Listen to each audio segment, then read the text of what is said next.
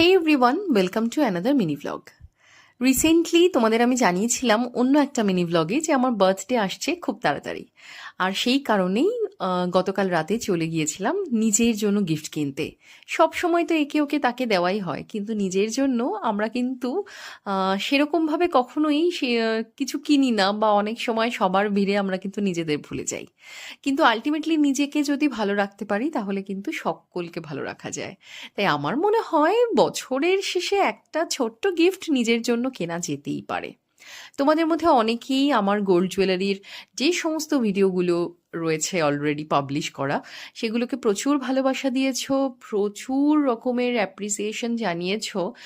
আর অনেকেই আবার নানান নেগেটিভ কমেন্টও করেছো। তো ঠিক আছে, ভালো মন্দ মিশিয়েই তো একটা যে কোনো কিছু তৈরি হয়। তো আমি তাতে কিছু মনে করিনি। তো যেহেতু তোমরা যারা দেখেছো অলরেডি আমার ভিডিওগুলো, তোমরা জানো যে আমার বেশিরভাগ গোল্ড জুয়েলারি প্রচণ্ড ভারী। তো সেই জন্য ঠিক করেছিলাম এবার নিজের জন্য হালকা কিছু গয়না কিনবো।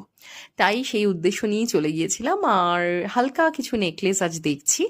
এই হলো বিভিন্ন ডিজাইনস যেগুলো এখন আমি দেখছি।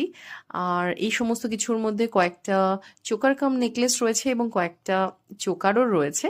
তো যাই হোক, চোকার আমার খুব একটা নেওয়ার সেরকম ইচ্ছে ছিল না, কারণ অলরেডি আমার চোকার আছে। তো এই সমস্তগুলোর মধ্যে থেকে কোনটা ফাইনালি নিলাম সেটা এখন তোমাদের দেখাবো। এই যে এই হালকা নেকলেসটা আমার প্রচণ্ড পছন্দ হয়েছিল, যেটা এবছর জন্মদিনে আমি নিজে নিজেকে গিফট করেছি। তো নেকলেসের ডিজাইনটা কীরকম লাগলো সেটা তোমরা অবশ্যই জানিও।